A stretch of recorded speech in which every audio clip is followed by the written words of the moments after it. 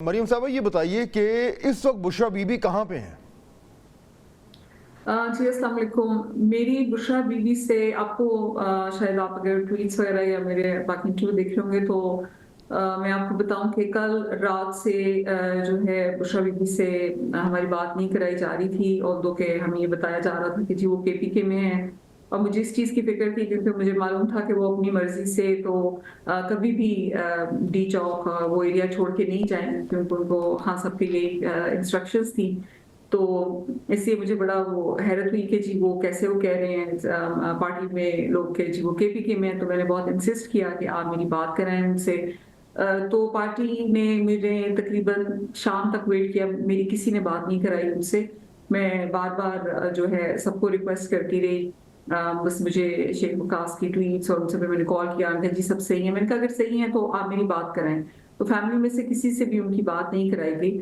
پھر میرا بریفلی ان سے کنیکٹ ہوا، not through the party but briefly, اور میں نے ان کا ویلبنگ دریافت کیا. اس وقت وہ مانسیرا میں تھیں اور ان کو نہیں پتا تھا کہ وہ کدھر ہیں. جن کو میں نے جس سے ان کو آپ سمجھیں کہ میں نے ڈھونڈا کہ کہاں پر ہیں وہ، تو مجھے پتا لگا کہ وہ جیسے کہتے ہیں کہ مانسیرا میں، لیکن ان کو نہیں پتا تھا.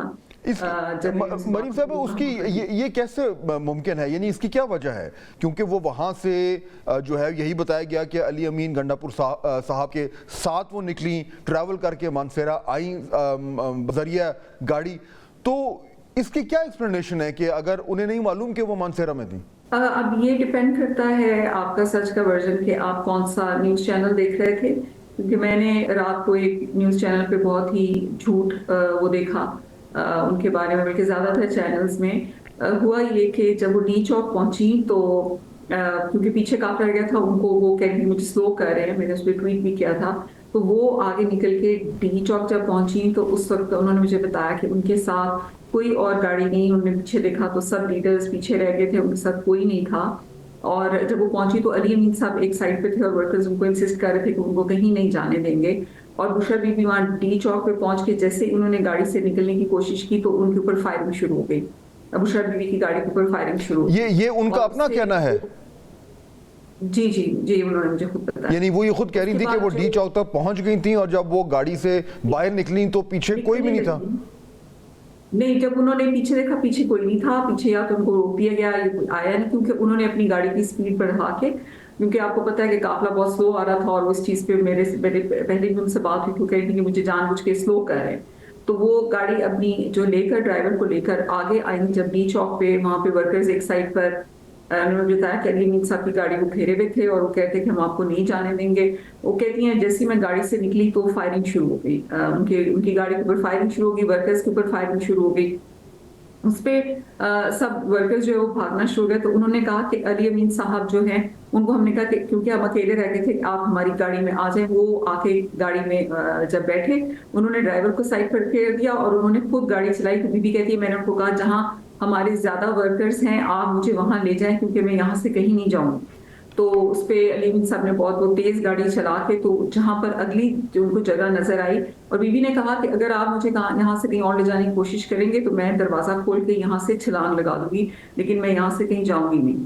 تو وہ جب اگلے جہاں پر ان کو ورکرز نظر آئے تو انہوں نے دروازہ کھول دیا. بی بی نے چلتی گاڑی کا دروازہ کھول دیا جس پہ کہ علی صاحب نے بریک بھی لگائی. بی بی جب وہاں پر نکلی تو انہوں نے کہا کہ مجھے ایک دم سے لگا کہ یہ ورکر نہیں ہے، کوئی اور لوگ ہیں. کیونکہ جیسے ہی میں گاڑی سے نکلی انہوں نے میرے اوپر کوئی لیکوڈ پھینکا جو کہ ٹیئر گیس نہیں تھی لیکن وہ کوئی بڑا جلتا ہوا سا لیکوڈ تھا جو گاڑی کے اوپر، اور انہوں نے میرے اوپر پھینکا جس کی وجہ سے میں دوبارہ گاڑی کے اندر بیٹھ گئی.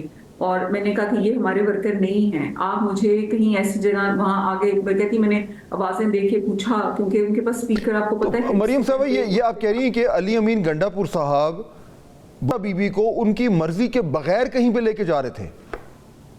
نہیں، وہ جب ان کی گاڑی میں آ کے بیٹھے انہوں نے ان کو یہ کہا کہ میں یہاں سے کہیں نہیں جاؤں گی، کیونکہ وہ گاڑی فائرنگ ہو رہی تھی.